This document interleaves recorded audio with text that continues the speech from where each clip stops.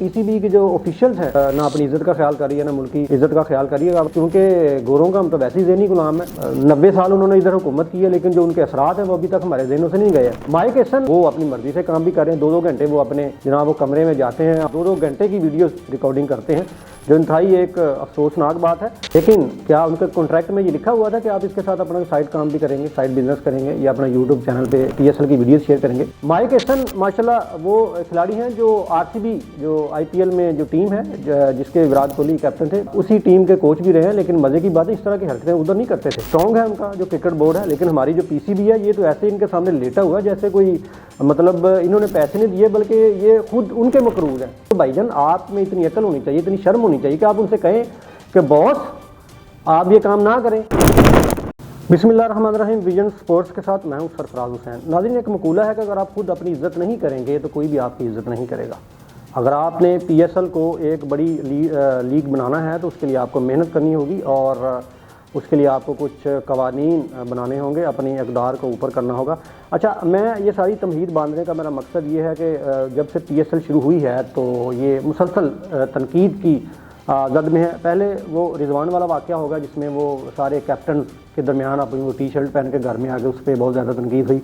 अब एक और जो 1-2 इश्यूज़ हैं जो बिज़ाहिर तो नेगेटिव लगते हैं, लेकिन अगर आप उनको देखें तो ये बहुत ज़्यादा नेगेटिव है और मुल्क की जो इज़्ज़त है वो देखा जाए तो उससे कोई इतना अच्छा तासुर जो है वो बैनुल-अक़वामी सतह पर नहीं जाएगा। इस्लामाबाद यूनाइटेड के जो कोच हैं माइक हैसन, वो इस वक्त इस्लामाबाद में मौजूद हैं। ड्यूरिंग मैचेस और मैचेस के बाद जब वो अपने कमरा शरीफ में जाते हैं तो वहाँ पे उनका एक यूट्यूब चैनल है, वहाँ पे उनके लिए वो PSL के लिए वीडियोज़ रिकॉर्ड करते हैं। नाज़रीन, सवाल ये है कि पैसे वो किससे ले रहे हैं? जब उनका कॉन्ट्रैक्ट हुआ था, एक एग्रीमेंट हुआ था कि आप इतने पैसों में इस्लामाबाद यूनाइटेड की कोचिंग करेंगे, तो पैसे डेफिनेटली इस्लामाबाद यूनाइटेड के जो ओनर हैं जो वो दे रहे हैं। लेकिन क्या उनके कॉन्ट्रैक्ट में ये लिखा हुआ था कि आप इसके साथ अपना साइड काम भी करेंगे, साइड बिजनेस करेंगे या अपना यूट्यूब चैनल पे PSL की वीडियो शेयर करेंगे? अगर तो कॉन्ट्रैक्ट में ये लिखा हुआ तो ये इंतहाई बाइस शर्म बात है कि उनको इस काम की इजाज़त दी गई है। अगर नहीं लिखा हुआ कॉन्ट्रैक्ट में, ये बात नहीं लिखी हुई कि PSL के मैचेस के दौरान ड्यूरिंग कॉन्ट्रैक्ट आप ये काम नहीं कर सकते, तो भाईजान आप में इतनी अकल होनी चाहिए, इतनी शर्म होनी चाहिए कि आप उनसे कहें कि बॉस आप ये काम ना करें। ये जो मुफादात के ख़िलाफ़ है, अंडरस्टूड बात है। माइक हैसन माशाल्लाह वो खिलाड़ी हैं जो RCB जो IPL में जो टीम है जिसके विराट कोहली कैप्टन थे, उसी टीम के कोच भी रहे हैं। लेकिन मज़े की बात है इस तरह की हरकतें उधर नहीं करते थे। स्ट्रॉन्ग है उनका जो क्रिकेट बोर्ड है, लेकिन हमारी जो PCB है ये तो ऐसे इनके सामने लेटा हुआ जैसे कोई मतलब इन्होंने पैसे नहीं दिए, बल्कि ये खुद उनके मकरूज हैं।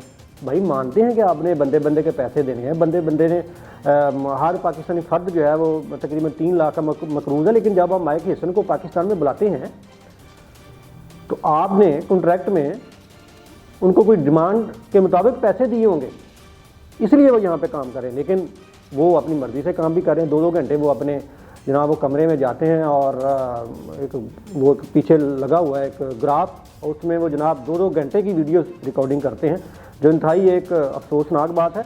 अच्छा, इस्लामाबाद यूनाइटेड की जो मैनेजमेंट है नौजवानों पर मुश्तमिल है, लेकिन अफसोस की बात है कि जहाँ पे नौजवान होते हैं वहाँ पे इनकलाबी रास्तों को कोई नहीं रोक सकता। लेकिन ये पता नहीं कौन सी नौजवान मैनेजमेंट है जो ना अपनी इज़्ज़त का ख्याल कर रही है ना मुल्क की इज़्ज़त का ख्याल करिए। अगर आपने किसी को पैसे देकर कॉन्ट्रैक्ट किया हुआ है तो कम से कम आप कह सकते हैं कि भाईजान ये काम जो है ये हमें बारे में नहीं है, आप इस्लामाबाद यूनाइटेड की कोचिंग पर तवज्जो दें और अपने यूट्यूब चैनल पर वीडियोज़ अपलोड करने के बजाय इस सारी तवज्जो जो है वो आप इस्लामाबाद यूनाइटेड को दोबारा चैम्पियन बनाने पे सर्फ करें।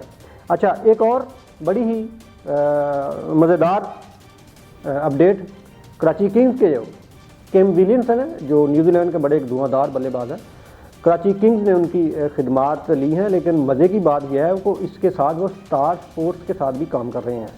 अब ये देखें कि पैसे वो कराची किंग्स से ले रहे हैं, लेकिन काम वो स्टार स्पोर्ट्स के साथ भी कर रहे हैं।